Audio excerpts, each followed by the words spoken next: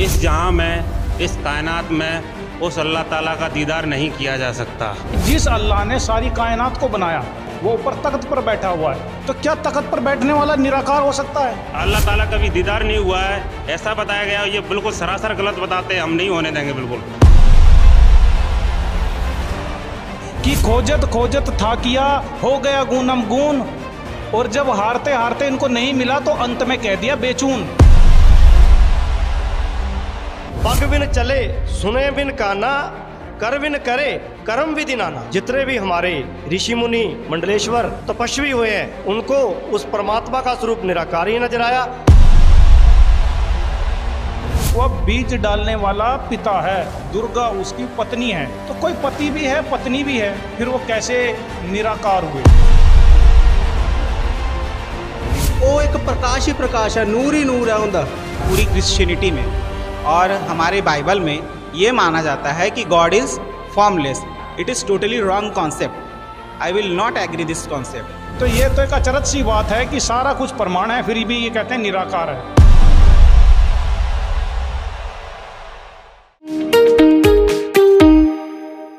नमस्कार दोस्तों, ऐसे न्यूज के इस आध्यात्मिक रूहानी सफर में आज हम एक ऐसे महत्वपूर्ण विषय पर डिबेट प्रस्तुत करने जा रहे हैं जो धर्म और अध्यात्म में बहुत ही रहस्यमय बना हुआ है। आज का हमारा विषय होगा कि परमात्मा साकार है या निराकार। आज हमारे साथ कुछ धर्मों को मानने वाले लोग यहाँ पर आए हुए हैं अपने धर्म शास्त्रों के साथ।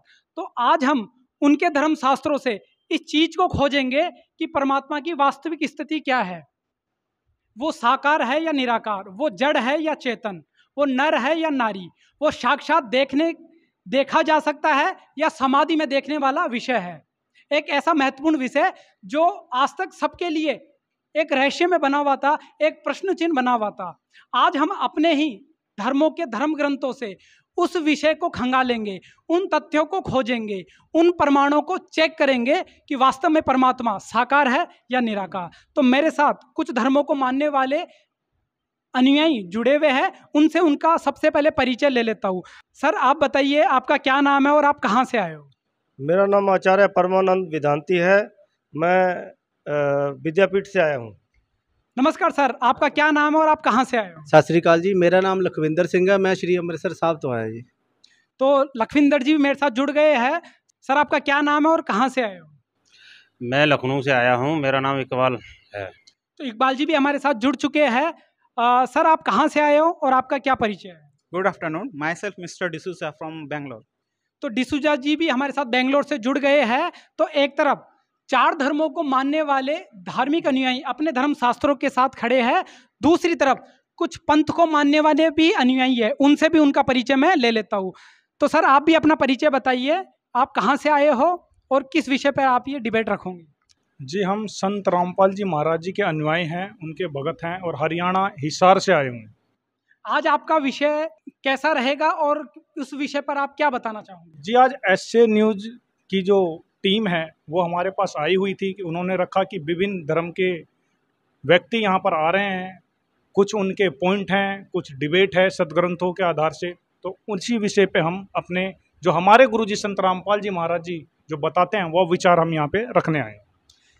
तो जैसा कि आपने देखा दर्शकों कि मेरे साथ विभिन्न धर्मों के धर्मी लोग भी जुड़ चुके हैं और दूसरी तरफ संत रामपाल जी महाराज के अनुयायी भी इस डिबेट में जुड़ चुके हैं। तो आज हम शास्त्रों की कसौटी पर ये तौल कर देखेंगे, फैक्ट देखेंगे, प्रमाण देखेंगे अपने ही धर्म शास्त्रों से कि आखिर उस परमात्मा की यथार्थ स्थिति क्या है, वो साकार में है निराकार। इस विषय से पर्दा उठाएंगे क्योंकि ये बहुत ही महत्वपूर्ण विषय है और साधना के लिए बहुत ही जरूरी विषय है। तो सबसे पहले मैं सनातन धर्म के जो लोग ये आचार्य जी हमारे साथ जुड़े हैं उनसे मैं जान लेता हूँ कि आखिर सनातन धर्म में परमात्मा की क्या स्थिति बताई है। तो स्वामी जी सबसे पहले मैं आपसे पूछना चाहूँगा कि सनातन धर्म में परमात्मा को साकार बताया है या निराकार? गीता वेद शास्त्र क्या बताते हैं इस विषय में? देखिए, हमारे पवित्र आदि सनातन धर्म में परमात्मा को निराकार ही बताया जाता है और परमात्मा निराकारी है। जितने भी हमारे ऋषि मुनि मंडलेश्वर तपस्वी हुए हैं, साधना करते रहे, उनको उस परमात्मा का स्वरूप निराकार ही नजर आया और प्रकाश ही प्रकाश नजर। उन्होंने भी अपने सदग्रंथों में लिखा कि परमात्मा निराकार, और हम भी परमात्मा को निराकार मानते हैं। हमारी पवित्र गीता, पवित्र चारों वेदों में एक मंत्र आता है, नातिश्य प्रतिमा आस्ति, यानी कि परमात्मा की कोई भी प्रतिमा नहीं है, वो निराकार है। तुलसीदास जी अपनी वाणी में बताते हैं, पग बिन चले सुने बिन काना, कर बिन करे कर्म विधि नाना।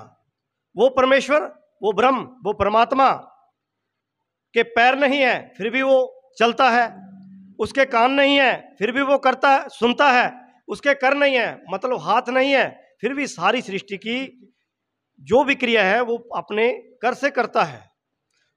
तो सर हमें बताइए, जैसा कि आप कह रहे हो कि परमात्मा निराकार है, तो सनातन धर्म में तो ब्रह्मा विष्णु महेश की मूर्ति बनाकर पूजा की जाती है, वो तो साकार हुए।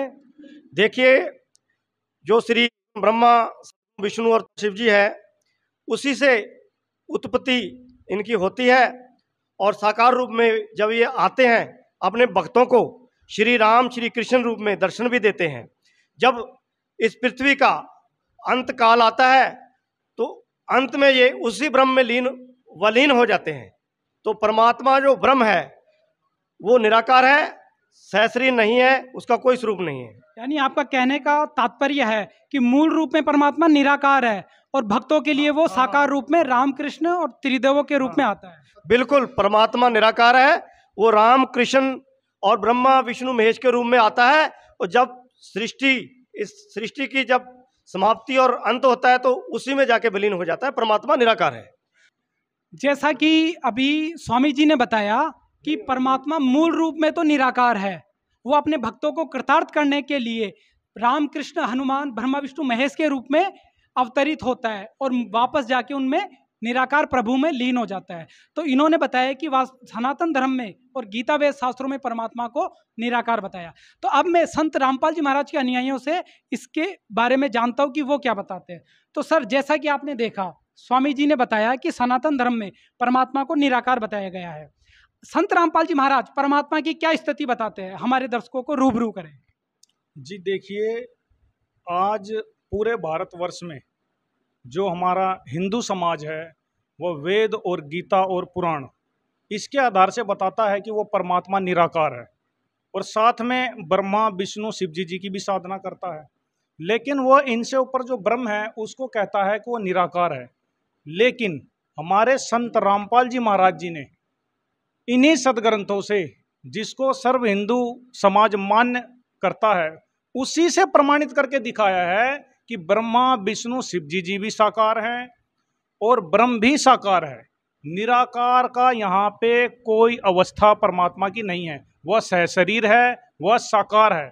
और अन्य भी जितने धर्म हैं उनके भी धार्मिक पुस्तकों से, उनके धर्म ग्रंथों से हमारे गुरुजी संत रामपाल जी महाराज जी ने प्रमाणित करके दिखाया है कि वह परमात्मा साकार है, जिनका जिक्र अभी स्वामी जी कर रहे थे ब्रह्म के बारे में। तो सर हमें बताइए, क्या ये मौखिक बात है या प्रमाण का भी विषय है? क्या आप प्रमाण दिखा सकते हो परमात्मा साकार है? जी बिल्कुल, हमारे संत रामपाल जी महाराज जी ने वर्ड टू वर्ड एक एक चीज प्रमाणित करके बताई हुई है और हम आपको बिल्कुल प्रमाणित करके दिखा सकते हैं। देखिए, ये देखिए, ये शिव महापुराण है, गीता प्रेस गोरखपुर से है और हमारे सभी हिंदू धर्म के व्यक्तियों को मान्य है। संपादक इसके हनुमान प्रसाद पोदार हैं और ये इनके फोन और फैक्स हैं ये सभी। अब इसके अंदर में अभी आप देखिए, जिनके विषय में स्वामी जी ब्रह्म के विषय में कह रहे हैं, इसी में उसी ब्रह्म की चर्चा चल रही है और उनके बारे में बताया है कि वो कैसे हैं।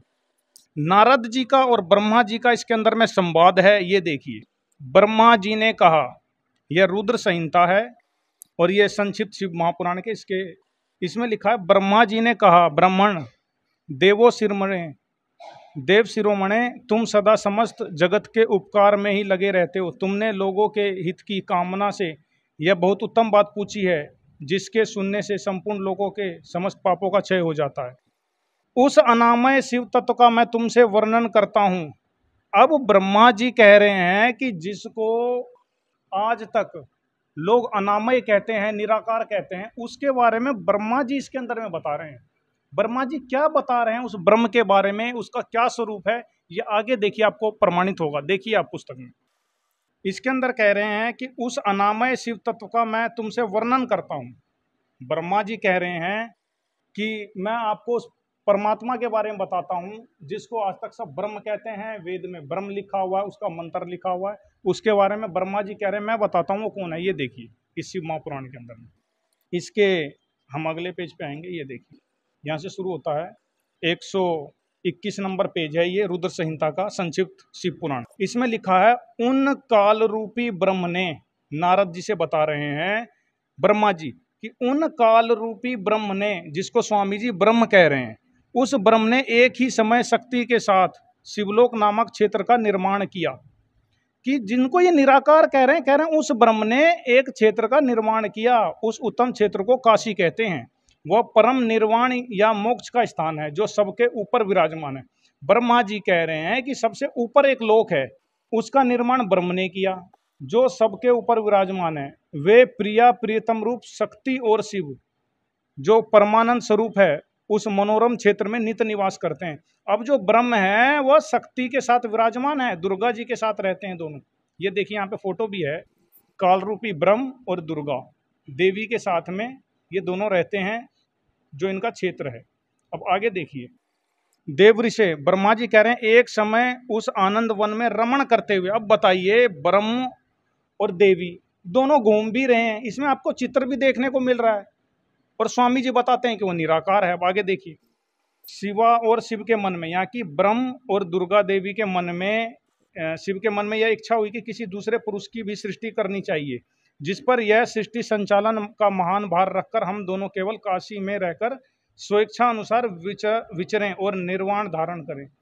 ऐसा निश्चय करके शक्ति सहित सर्वव्यापी परमेश्वर शिव ने, यहाँ की परमेश्वर यहाँ ब्रह्म भी कह सकते हैं, ऐसा निश्चय करके शक्ति सहित सर्वव्यापी परमेश्वर शिव ने अपने वाम भाग के 10वें अंग पर अमृत मल दिया। फिर तो वहां से एक पुरुष प्रकट हुआ जो तीनों लोक में सबसे अधिक सुंदर था।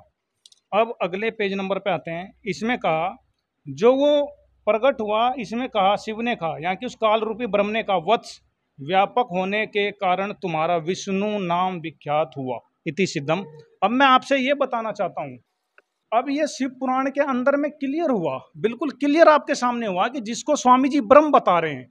शिव महापुराण में तो ये लिखा हुआ है कि उसने दुर्गा देवी के साथ एक ऊपर में लोकों की रचना करी, वहां पे दोनों के सहयोग से एक पुत्र उत्पन्न हुआ जिसका नाम विष्णु रखा गया। तो बताइए वो कैसे निराकार हुआ? वो तो साकार है, सहशरीर है, मानव सदृश है। आपको हम और सिद्ध करते हैं, जो हमारे संत रामपाल जी महाराज जी ने इंटरनेशनल चैनल पे प्रमाणित करके दिखाया है, सब वो आपको दोबारा दिखाते हैं। ये देखिए, अब ये दूसरा और है, ये भी गीता प्रेस गोरखपुर से है। इसके अंदर में एक प्रकरण आता है, हिमालय राज देवी के द्वारा हिमालय को ज्ञान उपदेश ब्रह्म स्वरूप का वर्णन। अब दुर्गा जी के विषय में है, इनके विषय में, कि दुर्गा देवी जी ने किसी अपने से ऊपर ब्रह्म के विषय में बताया है, वो कौन है, कहाँ रहता है। आपको कड़ी बाई कड़ी मैच कर जाएगी शिव पुराण और देवी पुराण में। ये भी 18 पुराणों में से एक है। अब देखिए इसके अंदर क्या लिखा हो। इसमें है देवी के द्वारा हिमालय को ज्ञान उपदेश ब्रह्म स्वरूप का वर्णन। इसमें देवी श्री देवी जी कहने लगी, देवी जी उस ब्रह्म के बारे में बताती है। देखिए देवी जी कह रही हैं कि उस एकमात्र परमात्मा को ही जान, दूसरी सब बातों को छोड़ दे। इस आत्मा का ओम के जप के साथ ध्यान करो, इससे अज्ञानमय अंधकार से सर्वथा परे और संसार समुद्र से उस पार जो ब्रह्म है। अब देखिए कड़ी बाई कड़ी बिल्कुल मैच कर रही है। संसार समुद्र से उस पार जो ब्रह्म है उसको पा जाओगे, तुम्हारा कल्याण हो। वह ब्रह्म ब्रह्मलोक रूप दिव्य आकाश में स्थित है।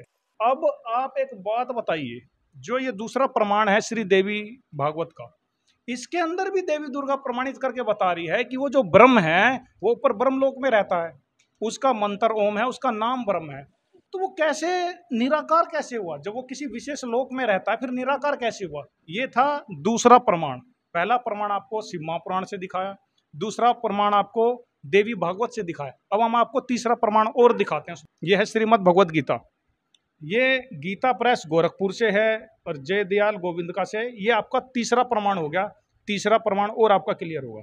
अध्याय 7 के श्लोक नंबर 25 में इसमें ब्रह्म भगवान कह रहे हैं कि अपनी योग माया से छिपा हुआ मैं सबके प्रत्यक्ष नहीं होता। अध्याय 7 के श्लोक नंबर 25 में कहा कि मैं अपनी योग माया से छिपा रहता हूँ, सबके समक्ष नहीं होता। तो फिर वो कैसे निराकार हुआ, और दिखाते हैं अध्याय 8 के श्लोक नंबर 13 में।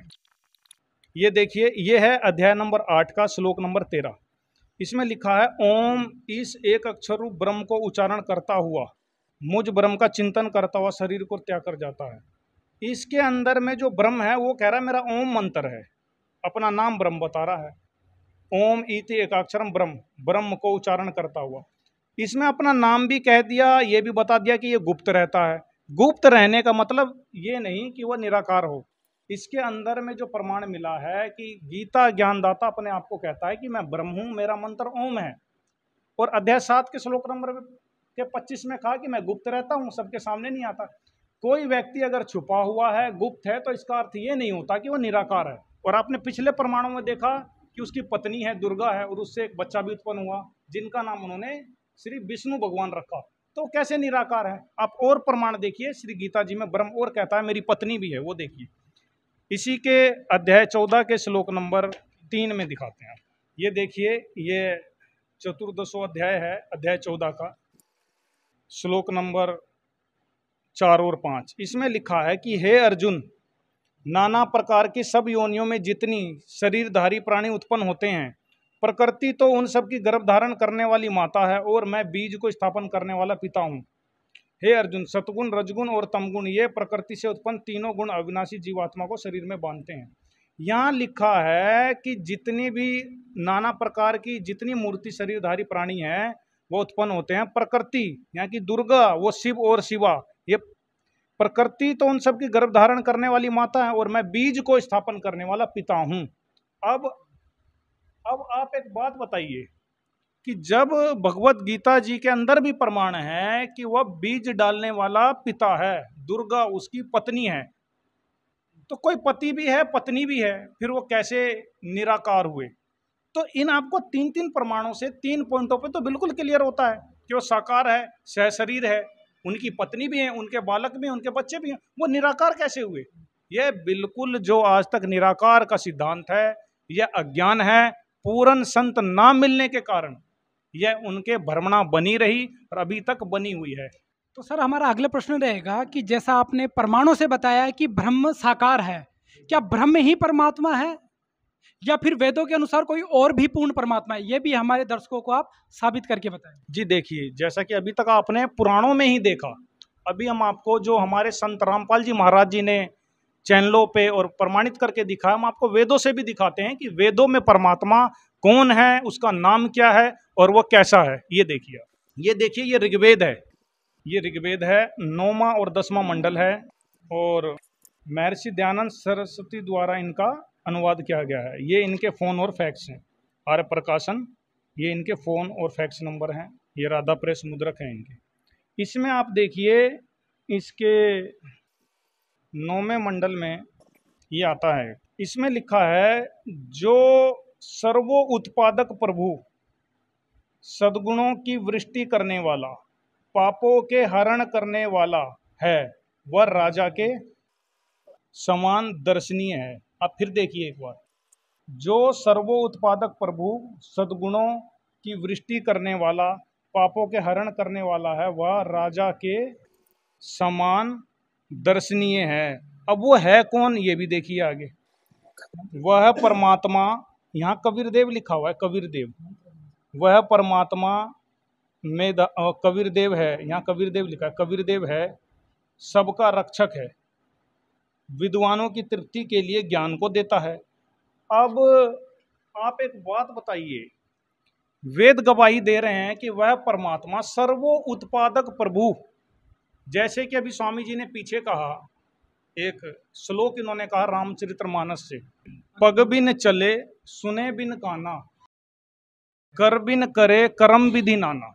तो स्वामी जी ने कहा कि जब वो बिना पग के चलता है, बिना हाथों के कर्म करता है और बिना कानों के सुनता है, वो कण कण में समाया हुआ है, तो वो साकार कैसे हुआ? उसी का प्रमाण आज ये वेद कर रहे हैं। ऋग्वेद के 9वें मंडल में अभी आपने देखा, इसमें लिखा हुआ है कि जो सर्वो उत्पादक प्रभु है वह राजा के समान दर्शनीय है। तो अब आप ये बताइए, हम वेद की माने या स्वामी जी की माने, किसकी माने? सब कहते हैं वेद सत्य है। अगर वेद सत्य है तो संत रामपाल जी महाराज जी जो प्रमाण दिखाते हैं परमात्मा साकार है, उसका नाम कबीर देव है, वह सहशरीर है, मानव सदृश है, तो यह सर्व को आज मान्य होना पड़ेगा। और आपको साथ में और प्रमाण दिखाते हैं, यजुर्वेद में भी लिखा हुआ है कि अग्ने तनुरसी वह परमात्मा सहशरीर है। ये देखिए, आप देखिए, ये है यजुर्वेद भाषा भाष्य महर्षि दयानंद जी द्वारा है। इसके अंदर में ये पंचमो 10 अध्याय है, इसके अंदर देखिए, इसमें पहले ही मंत्र में लिखा है अग्ने तनुरसी। अग्ने मने होता है परमात्मा, जो परमात्मा है तेजोमय परमात्मा अग्ने तनुरसी सहशरीर है। अग्ने मतलब होता है परमात्मा, तनु मने शरीर, असी मने है। वह परमात्मा जो अग्ने है वह तनु मने शरीर है, उस परमात्मा का शरीर है। तो अब बताइए, यजुर्वेद में भी वाणी आती है अग्ने तनुर असे। महर्षि दयानंद जी स्वयं कहते हैं अग्ने मतलब तेजोमय परमात्मा। तो जो तेजोमय परमात्मा है, तनुर असी है, उसका शरीर है, वह सहशरीर है। तो बताइए फिर वो कैसे निराकार हुआ? आज तक जितनी भी भ्रांति और भ्रमणा फैली हुई है हिंदू धर्म में और सनातन धर्म में, वह मिथ्या है, अज्ञान है और बिल्कुल ही अनजान है। इनको बिल्कुल भी वेदों का, अगर यूं कहें, इनको कुछ भी नहीं ज्ञान है। जैसा कि संत रामपाल जी महाराज के अनुयायियों ने अभी धर्मशास्त्रों से खोलकर प्रमाण देकर बताया कि वो परमात्मा, भ्रम से भी ऊपर कोई परमात्मा है जो साकार है, उसका नाम कबीर देव है, जो सबका रक्षक है और राजा के समान वो दर्शनीय है। तो सनातन धर्म के शास्त्रों से ये प्रमाणित हो गया है कि वो परमात्मा साकार है, उसका नाम कबीर देव है। तो अब मैं चलता हूँ अपने सिख धर्म के अनुयायियों के पास और उनसे भी जानता हूँ परमात्मा की क्या स्थिति है। तो सर, सबसे पहले हमें बताइए कि सिख धर्म में और श्री गुरु ग्रंथ साहिब में परमात्मा को साकार माना गया है या निराकार? देखो सर, साढ़े सिख धर्म ਦੇ ਵਿੱਚ ਪਹਿਲੀ ਪਾਤਸ਼ਾਹੀ ਤੋਂ ਲੈ ਕੇ 10ਵੀਂ ਪਾਤਸ਼ਾਹੀ ਤੱਕ 10 ਗੁਰੂ ਆਏ। 10 ਗੁਰੂਆਂ ਨੇ ਸਿਰਫ ਪੂਰੇ ਜੱਗ ਦੇ ਵਿੱਚ ਇਹੀ ਦੱਸਿਆ ਕਿ ਸੱਚੇ ਪਾਤਸ਼ਾਹ ਰੱਬ ਵਾਹਿਗੁਰੂ ਉਹ ਨਿਰੰਕਾਰ ਨਿਰਾਕਾਰ ਹੈ, ਉਹਦਾ ਕੋਈ ਆਕਾਰ ਨਹੀਂਗਾ। ਜਿਵੇਂ ਗੁਰੂ ਨਾਨਕ ਦੇਵ ਜੀ ਦੀ ਜਨਮ ਸਾਖੀ ਦੇ ਵਿੱਚ ਲਿਖਿਆ ਹੈ, ਆਖੇ ਨਾਨਕਾ ਰੁਕਨ ਦਿਨ ਨਾਨਕ ਇੱਕ ਛਾਈ, ਕਿ ਉਹ ਇੱਕ ਪ੍ਰਕਾਸ਼ ਹੀ ਪ੍ਰਕਾਸ਼ ਹੈ, ਨੂਰ ਹੀ ਨੂਰ ਹੈ, ਉਹਦਾ कन कन दे विच व्यापक है। तो सर हमें बताइए, क्या श्री गुरु ग्रंथ साहिब में ये प्रमाण आता है कि परमात्मा निराकार है, उसका कोई आकार नहीं है? बिल्कुल बिल्कुल जी, उनका प्रमाण दिता होया। इसी करके 10 गुरु पूरे जग दे विच इन्हां ने प्रमाण दिते होए, तदी तो उन्हां दी भगती करदे पे जी असीं। तो सिख धर्म ये मानता है कि परमात्मा निरंकार है, यानी उसका कोई आकार नहीं है? हाँ जी, बिल्कुल जी। तो जैसा कि सिख धर्म के अनुयायी ने ये बताया कि परमात्मा को सिख धर्म में निराकार माना जाता है, तो अब मैं संत रामपाल जी के जो अनुयायी हैं, सिख धर्म से आते हैं, उनसे भी जानना चाहूँगा कि संत रामपाल जी आखिर क्या बताते हैं सिख धर्म के ग्रंथों से। तो सर हमें बताइए, जैसा कि हमारे भाई ने बताया कि परमात्मा सिख धर्म में परमात्मा को निराकार माना जाता है, उसका कोई रूप नहीं, कोई रंग नहीं। आखिर संत रामपाल जी महाराज सिख धर्म के शास्त्रों के अनुसार परमात्मा की क्या स्थिति बताते हैं? हमारे दर्शकों को आज इस रहस्य से रूबरू करवाएं। जैसे कि हमारे बड़े भाई साहब ने परमात्मा को निराकार मान लिया है, वैसे ही आज सारा समाज जो नकली धर्म गुरुओं के कारण, अज्ञानता के कारण जो परमात्मा को निराकार मान बैठा है, आज जो है बिना सद्गुरु के अज्ञानता के कारण जो परमात्मा को निराकार सिद्ध कर रहे हैं, आज हम संत रामपाल जी महाराज जी की कृपा से और उनके द्वारा दिखाए गए ग्रंथों, सदग्रंथों के आधार पे आज यह अपने जो है बड़े भाई को यह प्रमाण करेंगे कि जो परमात्मा जो है साकार हैं, नर आकार है और उनका जो है मानव सदृश है और वो सचखंड में विराजमान है। अच्छा सर, हमें बताइए, क्या गुरु ग्रंथ साहिब में ये लिखा है कि परमात्मा साकार है? जी सर। तो सर हमें प्रमाण सहित बताएं। गुरु ग्रंथ साहब में बहुत सारी जगहों में लिखा हुआ है कि वो परमात्मा साकार है। एक बार गुरु नानक देव जी को वो जिंदा महात्मा के रूप में परमात्मा 3 दिनों के लिए सचखंड लेकर के गए थे। वहाँ उन्होंने वाणी उच्चारण की थी कि सचखंड बसे निरंकार, कर कर देखे नदर निहाल। उसके बाद जो 3 दिन के बाद जब नानक देव जी वापस आए तो उनकी बहन और माता जी ने पूछा कि हे नानक जी, आप कहाँ पर थे? तो मलार महला पहला की वाणी है गुरु ग्रंथ साहब की, जो है ये आप देख सकते हैं, आपको दिखाते हैं, 1257 पेज में है। इसमें आप देख सकते हैं, जब उनकी बहन नानकी देवी जी ने पूछा कि हे नानक आप कहाँ थे, तो उन्होंने परमात्मा के जो है बारे में कहा कि बागे कपड़ बोले बैण। ये मलार महला पहला है, पेज नंबर 1257। अच्छा सर बताइए ये कौन से पेज की फोटोकॉपी है? ये 1257 श्री गुरु ग्रंथ साहिब के ही 1257 नंबर पेज है। अच्छा ये श्री गुरु ग्रंथ साहिब के 1257 पेज की फोटोकॉपी है, तो सर प्रमाणित करिए आप। इसमें देखिए ये इनकी बहन है, तो मलार महला पहला, ये बागे कपड़ बोले बहन, लंबा नाक काले तेरे नैन, कभू साहेब देखा बहन।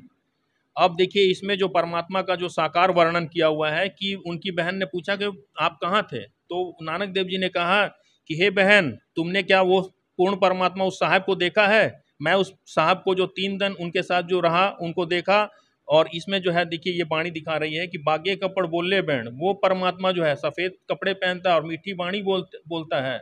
उनका लंबा नाक काले तेरे नैन, उनका लंबा नाक है, सोने जैसा कलर है, रंग है, सुनहरे बाल हैं और वो बहुत ही खूबसूरत हैं। अब आगे आपको प्रमाणित करेंगे, इसमें भी ये जो है प्रमाणित है कि वो परमात्मा साकार है और उनका जो है सारा सदृश है, मानव सदृश है। मलार महला तीसरा, चौपदे घर 1, इसमें देख सकते हैं निरंकार आकार है आपे आप भरम भुलाए। इसमें ये गुरु नानक देव जी महला तीसरा में बता रहे हैं कि निरंकार आकार है, जिस परमात्मा को आप निरंकार कह रहे हैं वो आकार में है, लेकिन हम झूठे धर्म गुरुओं के चलते भरम में भूले बैठे हैं। एक ये हुआ प्रमाण। अब दूसरा प्रमाण इसमें आपको ये बताते हैं, दिखाते हैं। ये संत रामपाल जी महाराज जी की दया से ही हम आपको दिखा पा रहे हैं, क्योंकि बिना सच्चा सदगुरु के ज्ञान हो ही नहीं सकता है। गुरु ग्रंथ साहब में एक वाणी आती है कि बिन सदगुरु भेटे जोग न होवे और बिन सदगुरु मिलिए मुक्त न पाइए कोई। बिना सदगुरु के ना तो ज्ञान हो सकता है और बिना सदगुरु के ना तो कोई मोक्ष को प्राप्त कर सकता है और ना ही परमात्मा के साथ कोई जोग कर सकता है। ये और वाणी दिखाना चाहेंगे आपको। ये श्री गुरु ग्रंथ साहिब पृष्ठ नंबर 721, राग तिलंग महला पहला, घर 1, वाणी 1। इसमें जो है पेज नंबर है इसका जो है आपका 721 पृष्ठ नंबर है। यक अर्ज गुप्तम पेश तोदर गोश कून करतार, हक्का कबीर करीम तू बेअब परवरदिगार। अब हम अपने भाई साहब से ये पूछना चाहेंगे कि परवरदिगार का मतलब क्या होता है? वो पूर्ण परमात्मा होता है, सारी सृष्टि को जो है, सारी सृष्टि को बनाने वाला, सबको पैदा करने वाला। हक्का कबीर वो सच्चा कबीर है, वो पूर्ण परमात्मा है और वो साकार है। 2 आपको दिखाएं, अब तीसरा और दिखाएंगे। देखिए सारे सिख समुदाय में सभी को ये पता है कि गुरु नानक देव जी की पहली उदासी जो काशी की थी, काशी में जो है नानक देव जी पहली उदासी काशी में गए थे, तो वहाँ परमात्मा को उन्होंने साकार रूप देखा था। गुरु ग्रंथ साहिब, इसमें देखिए आप गुरु ग्रंथ साहिब पृष्ठ नंबर 24 पर महला पहला में कहा है कि फाही सूरत मलुकी देश, मलुकी वेश ए ठगवाड़ा ठगी देश, खरा स्याणा बहुता भार, धानक रूप रहा करतार। जिस परमात्मा को गुरु नानक देव जी ने सचखंड में देखा था, उसी परमात्मा को काशी में एक धानक यानी कि जुलाहे के रूप में परमात्मा को, करतार मतलब उस पूर्ण परमात्मा को, सारी सृष्टि के रचनहार को उन्होंने काशी में देखा था। तो और वो परमात्मा साकार है। ये भी वाणी सिद्ध कर रही है कि वो परमात्मा साकार है। एक बार आपको जो है इसमें प्रमाणित करेंगे।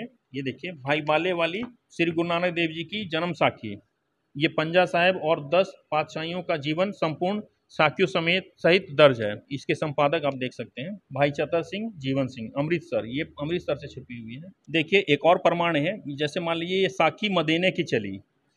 एक बार गुरु नानक देव जी मक्के में जो है गए और मक्के में जो है काजी रुकनदीन जी से उनकी जो वार्तालाप हुई, तो काजी रुकनदीन जी से उन्होंने ये कहा कि आखे नानक आखे रुकनदीन साचा सुनो जवाब, चारों कुंठ सलाम कर ता तुही होए स्वभाव, खालक आदम सिरजा आलम बड़ा कबीर, कायम दायम कुदरती सिर पीरा दे पीर।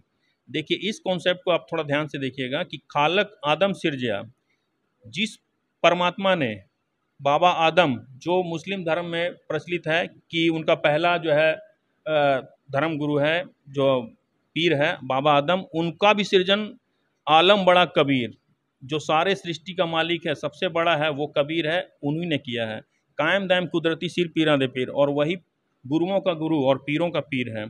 सजदे करे खुदाइनू आलम बड़ा कबीर, न्यूदा चारे कुंठ को जानन पीर फकीर। तो इस सभी सदग्रंथों से गुरु ग्रंथ साहब से प्राय आपको जो है सिद्ध कर चुके हैं कि वो परमात्मा साकार है, नर आकार है और मानव सदृश है, सचखंड में रहता है। जैसा कि अभी संत रामपाल जी महाराज के अनुयायियों ने सिख धर्म के पवित्र ग्रंथों से ये प्रमाणित करके बताया कि संत रामपाल जी महाराज जी श्री गुरु ग्रंथ साहिब से ही बताते हैं कि परमात्मा साकार है, नर आकार है। नानक देव जी ने उनके जब दर्शन किए तो उनके एक एक अंग का बहुत ही सुंदर वर्णन किया है, और जिसने आदम की भी उत्पत्ति की वो परमात्मा कबीर है।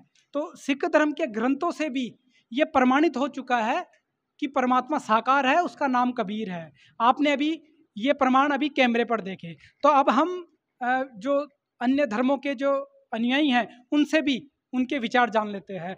तो सर हमें बताइए, मुस्लिम धर्म में और कुरान पाक में अल्लाह को बेचून माना गया है या साकार है? अल्लाह की क्या स्थिति है, हमारे दर्शकों को आप बताइए। बिस्मिल्लाहिर्रहमानिर्रहीम। जनाब, हमारे कुरान पाक में मुस्लिम मज़हब में वो अल्लाह ताला बेचून है, वो जिस्मानी नहीं है।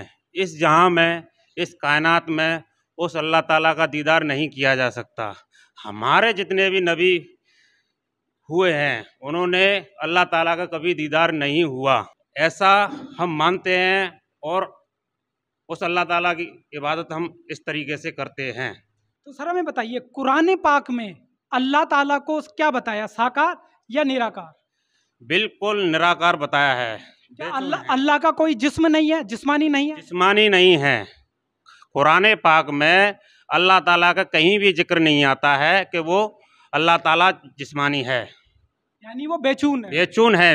पूरा मुस्लिम धर्म ये मानता है। बिल्कुल पक्कम पक्का मानते हैं, मुस्लिम मजहब पूरा पक्कम पक्का मानते हैं, और हम भी बिल्कुल उसी को पूरा तहे दिल से मानते हैं। और आजकल जितने भी यूट्यूब पर देखा जा रहा है कि मुस्लिम मजहब के खिलाफ गलत तरीके से मतलब वीडियो बनाई जा रही हैं, वो हम नहीं होने देंगे। सर उस वीडियो में क्या बताया जा रहा है? अल्लाह को, अल्लाह ताला को देखा जा रहा है, अल्लाह ताला को साकार बताया, जबकि हमारे जितने भी नबी हुए हैं उन्होंने अल्लाह ताला का भी दीदार नहीं हुआ है, ऐसा बताया गया। ये बिल्कुल सरासर गलत बताते हैं, हम नहीं होने देंगे बिल्कुल। तो जैसा कि अभी इकबाल जी ने बताया कि कुरान पाक में और सभी नबियों ने यह फरमाया है कि अल्लाह बेचून है, उसका कोई आकार नहीं है, वो जिस्मानी रूप में नहीं आता है। तो अब हम संत रामपाल जी महाराज के अनुयायियों से भी जानेंगे कि संत रामपाल जी मुस्लिम धर्म के ग्रंथों से अल्लाह की क्या स्थिति बताते हैं। तो सर हमें बताइए, संत रामपाल जी ने मुस्लिम धर्म के जो धर्म ग्रंथ है उनसे अल्लाह की क्या स्थिति बताई है? क्या उसको साकार बताया है या उसको बेचून ही बताया है, जैसा आज पूरा मुस्लिम धर्म उसको बेचून मानता है? संत जी क्या बताते हैं? जी देखिए, हमारे संत रामपाल जी महाराज ने सभी धर्मों को खोल खोल के दिखाया है कि वो जो परमात्मा है साकार है, सहशरीर है, नर रूप है। तो इसी तरह अभी आपने पहले प्रमाण देखा कि स्वामी जी जो वेदांती जी थे वो कह रहे थे कि ब्रह्म निराकार है। वही ब्रह्म का ज्ञान जो है कुरान शरीफ में उन्होंने दिया हुआ है, लेकिन वो भी साकार है और कुरान शरीफ में प्रमाण है, हमारे गुरुजी ने दिखाया हुआ है, वो हम आपको दिखाते हैं। ये देखिए, ये देखिए, ये कुरान मजीद है और इसके सूरत फुरकान के अध्याय में 52 से लेकर 59 तक में प्रमाण है, ये हम आपको दिखाएंगे। ये कहाँ से छपी है देख लीजिए, ये कुरान मजीद है और तर्जुमा फ़तेह मोहम्मद खां साहब जालंधरी हैं और प्रकाशन जसीम बुक डिपो दिल्ली से है। और ये इनके फ़ोन और फैक्स हैं। ये देखिए, इसके हम सूरत फुरकान में जाते हैं। ये देखिए, इसके अंदर में ये सूरह फुरकान है और 25 नंबर है सूरह फुरकान का अध्याय, और इसके 59 में देखिए, इसमें लिखा हुआ है कि जिस परमात्मा ने आसमानों और ज़मीन को और जो कुछ इन दोनों के दरमियान है, यहाँ की आसमान और ज़मीन सारी कायनात को बनाने वाला, उसने 6 दिन में पैदा किया, यहाँ की सबको बनाया, फिर अर्श पर जा ठहरा। यहाँ की वह परमात्मा जाके उस तख्त पर बैठ गया, उस पर ठहर गया, उस पर विश्राम किया। वह जिसका नाम रहमान यानी बड़ा मेहरबान है। वैसे तो यहाँ कबीर साहब लिखा हुआ है, वैसे तो यहाँ पे बिही खबीरा लिखा हुआ है, लेकिन ये मैटर हम और कभी लेंगे, अभी सिर्फ साकार या निराकार का विषय है। तो हम यहाँ आते हैं कि फिर अर्श पर जा ठहरा, वह बड़ा मेहरबान है, तो उसका हाल किसी बाखबर से मालूम कर लो।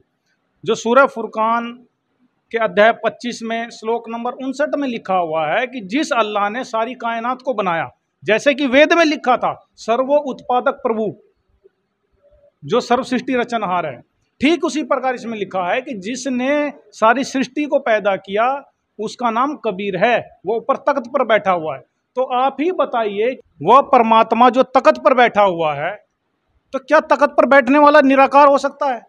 कोई कहे कि कोई कुर्सी पे चेयर पे बैठा हुआ है और फिर कोई कहे कि वो निराकार, ऐसा हो सकता है कभी? अगर कोई फॉर्मलेस है, निराकार है, बेचून है, तो वो तख्त पर कैसे बैठ सकता है? इसके ऊपर टिप्पणी करते हुए कबीर साहब ने, कबीर परमात्मा ने जो सर्व सृष्टि रचनहार है, उन्होंने अपनी वाणी सूक्ष्म वेद में कहा हुआ है कि खोजत खोजत था किया हो गया गुणम गुण, और जब हारते हारते इनको नहीं मिला तो अंत में कह दिया बेचून। इनके जितने भी नबी पाक हैं, उन्होंने जो साधना करी उससे उनको उस अल्लाह का दीदार नहीं हुआ, और दीदार ना होने के कारण, उनकी गलत साधना के कारण उन्होंने ये मान लिया कि वो परमात्मा निराकार है, बेचून है। लेकिन वास्तविकता जो है वो इसके विपरीत है। वह परमात्मा साकार है, सहशरीर है, मनुष्यवत है। संत रामपाल जी महाराज जी ने, हमारे गुरुदेव जी ने प्रमाणित करके दिखा दिया।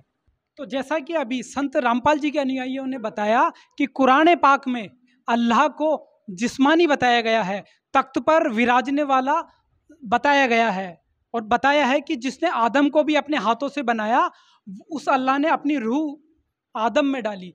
तो इन प्रमाणों से सिद्ध होता है कि अल्लाह भी साकार है, वो बेचून नहीं है। तो अब मेरे साथ ईसाई धर्म के अनुयायी भी अभी जुड़ चुके हैं, उनसे भी मैं ईसाई धर्म ग्रंथों से परमात्मा की स्थिति के बारे में जान लेता हूँ। तो सर हमें बताइए, क्रिश्चियनिटी और बाइबल परमात्मा को कैसा बताता है? क्या वो साकार बताता है या निराकार? वो फॉर्म में बताता है या फॉर्मलेस? देखिए सर, ऐसा है कि हमारी पूरी क्रिश्चियनिटी में और हमारे बाइबल में ये माना जाता है कि गॉड इज़ फॉर्मलेस, मतलब परमात्मा का ना ही कोई आकार है, ना ही कोई रंग रूप, ना ही कोई बॉडी एग्जिस्ट करता है। He is totally formless. But आजकल के कुछ लोग, तथाकथित कुछ बुद्धिजीवी समाज में ये सिद्ध करना चाह रहे हैं, समाज में ये भ्रम फैला रहे हैं कि परमात्मा इज इन फॉर्म, परमात्मा परमेश्वर साकार है। But it is totally wrong concept. I will not agree this concept. हमारे बाइबल में और हमारे पूरे क्रिश्चियनिटी में कहीं इसका कोई तथ्य और प्रमाण नहीं है कि गॉड इज इन फॉर्म, परमात्मा साकार है। परमात्मा परमेश्वर निराकार है, गॉड इज फॉर्मलेस, और मैं अपने इस निर्णय पे अटल हूँ। जैसा अभी ईसाई धर्म के अनुयायी ने बताया कि ईसाई धर्म में और होली बाइबल में ये प्रमाण है, ये प्रूफ है कि परमेश्वर निराकार है, गॉड इज फॉर्मलेस है। उन्होंने इस बात को एक्सेप्ट किया।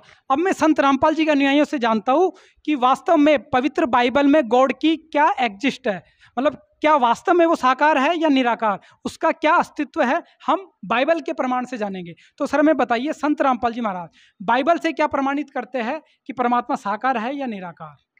जी देखिए, हमारे जो गुरुदेव हैं संत रामपाल जी महाराज, वह सभी सदग्रंथों के आधार से प्रमाणित करके उन्होंने बताया है और बताते रहते हैं। इंटरनेशनल चैनल पे खोल के बताते हैं, प्रमाणित करके दिखाते हैं। वह परमात्मा साकार है, सहशरीर है, नर रूप है, उसका नाम कबीर है, कबीर देव है, वो काशी वाला कबीर है। और साथ में जो अन्य धर्म गुरु, जैसे कि स्वामी जी पहले बता रहे थे, जो वेदांती स्वामी जी हैं, वो कह रहे थे ब्रह्म निराकार है, हमारे संत रामपाल जी महाराज जी ने प्रमाणित करके दिखाया हुआ है कि वह साकार है। इसी तरह ठीक सिख धर्म में भी परमात्मा साकार है, सहशरीर है। कुरान शरीफ में, इस्लाम धर्म में परमात्मा साकार है, सहशरीर है। ठीक इसी प्रकार जो क्रिश्चियनिटी है, क्रिश्चियन धर्म है, उसमें भी परमात्मा साकार है और सहशरीर है।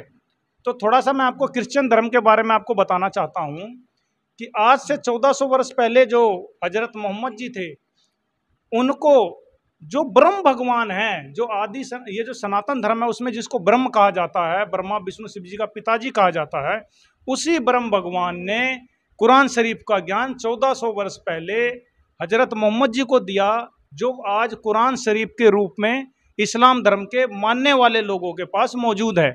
इससे पहले उसी का ज्ञान देने वाले, क्रिश्चियन का भी ज्ञान, बाइबल का भी ज्ञान देने वाले वही ब्रह्म भगवान है जिन्होंने बाइबल का ज्ञान दिया।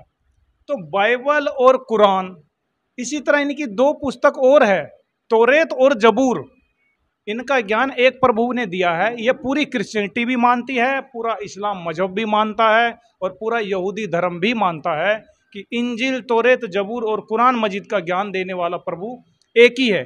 तो अभी बात आई जो जोसेफ जी कह रहे थे कि आपके उनके होली बाइबल में परमात्मा निराकार है, तो हमारे संत रामपाल जी महाराज जी ने प्रमाणित कर इंटरनेशनल चैनल पे प्रमाणों के साथ, तथ्यों के साथ प्रूव करके दिखाया है कि वो परमात्मा साकार है, सहशरीर है। वो प्रमाण आज आपको हम यहाँ पे दिखाएंगे। देखिए आप, ये देखिए, ये है पवित्र बाइबल।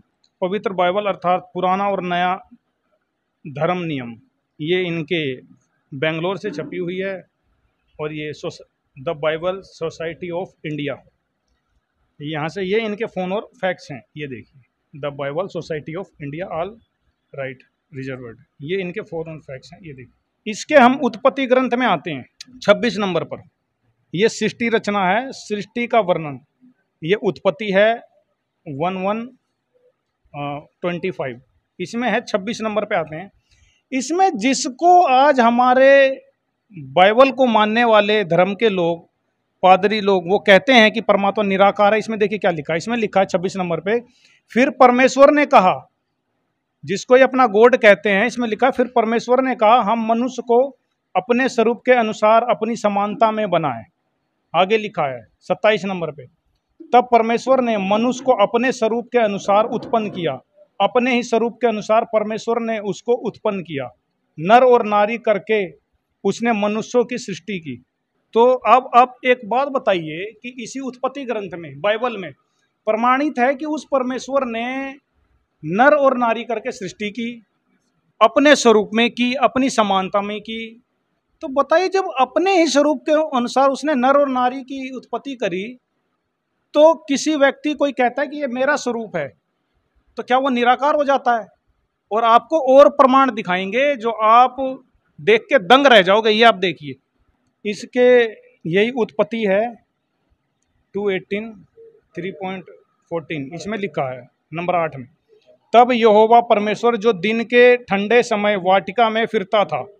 अब बताइए, परमेश्वर जो है यहोवा परमात्मा, वो दिन के ठंडे समय वाटिका में घूमता फिरता भी था और निराकार भी है। बताओ क्या ये हो सकता है कहीं? आगे देखिए 21 नंबर पे, और यहोवा परमेश्वर ने आदम और उसकी पत्नी के लिए चमड़े के अंगरखे बनाकर उनको पहना दिए। बताइए, अंगरखे भी बनाए और पहना भी दिए, फिर वो निराकार कैसे हुआ? और आगे देखिए, फिर यहोवा परमेश्वर ने कहा, मनुष्य भले बुरे का ज्ञान पाकर हम में से एक के समान हो गया।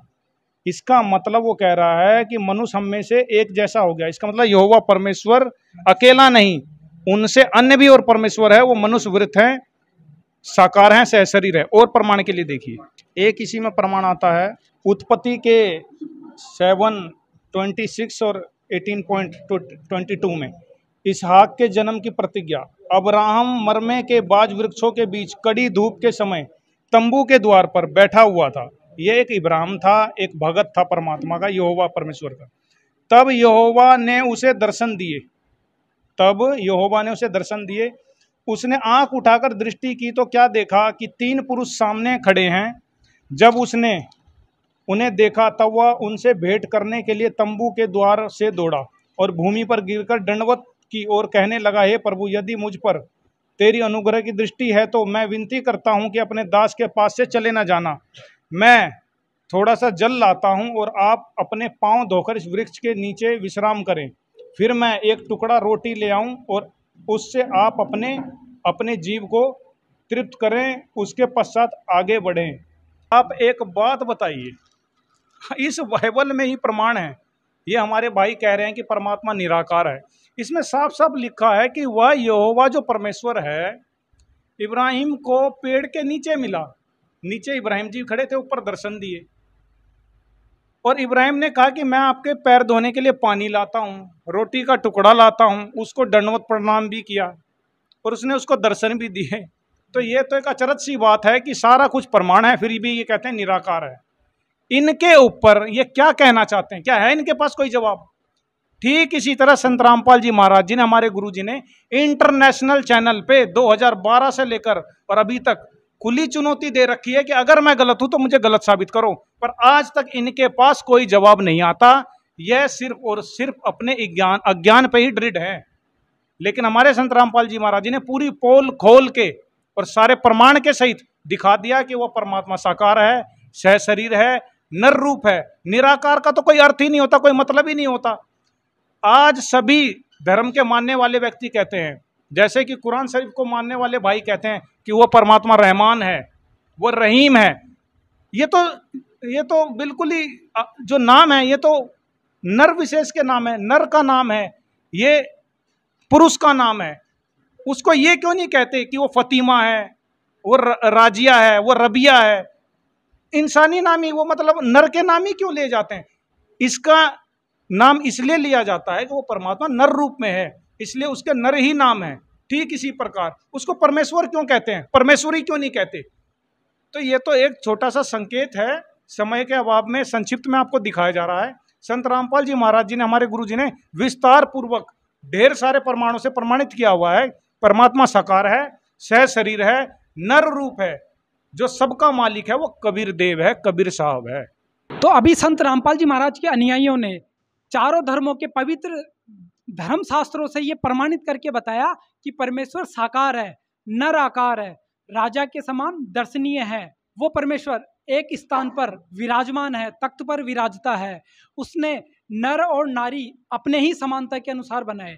तो इन सब प्रमाणों से ये प्रूफ हो चुका है, वेल प्रूफ हो गया है कि परमेश्वर साकार है और उसका नाम कबीर है। तो हमारे साथ जो ये अभी धर्मी लोग आए, उनसे मैं उनके भी विचार जान लेता हूँ कि इन प्रमाणों को देखकर वो क्या कहना चाहते हैं। तो सर स्वामी जी, जैसा कि अभी संत रामपाल जी के अनुयायियों ने अपने वेद शास्त्र और गीता से ये प्रमाणित करके दिखाया कि परमेश्वर साकार है, इन प्रमाणों को देखकर आप क्या कहना चाहोगे?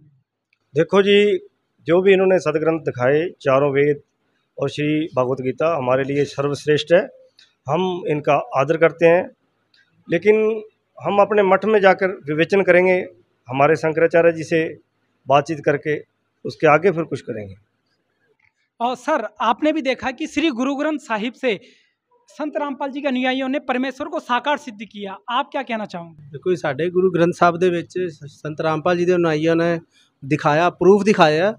ਨਾਨਕ ਸਾਹਿਬ ਵੀ ਸੱਚਖੰਡ ਜਾ ਕੇ ਉਹਨਾਂ ਨੇ ਇਹਨਾਂ ਦੇ ਬਾਰੇ ਸਾਰਾ ਕੁਝ ਪ੍ਰੂਫ ਦਿੱਤਾ। ਹੁਣ ਅਸੀਂ ਆਪਣੇ ਉੱਥੇ ਪੰਜਾਬ ਜਾ ਕੇ ਤੇ ਇਹਨਾਂ ਦੇ ਬਾਰੇ ਜ਼ਿਕਰ ਕਰਾਂਗੇ ਤੇ ਫਿਰ ਜਾ ਕੇ ਕਿਤੇ ਇਹਨਾਂ ਦਾ ਨਾਮ। तो जैसा कि मौलाना जी आपने देखा कि कुरान से इन्होंने दिखाया कि वो परमात्मा तख्त पर विराजता है, आदम को उसने अपने हाथों से बनाया, साकार अल्लाह के जिस्मानी रूप का इन्होंने वर्णन किया।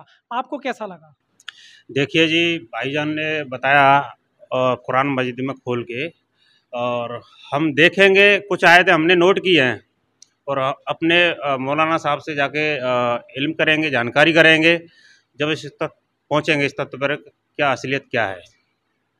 तो सर आपने देखा कि अभी संत रामपाल जी के अनुयायियों ने पवित्र बाइबल से ये प्रमाणित किया कि परमेश्वर साकार है, उसने मनुष्यों को अपने समान बनाया। तो परमेश्वर फॉर्म में प्रूफ हो रहा है।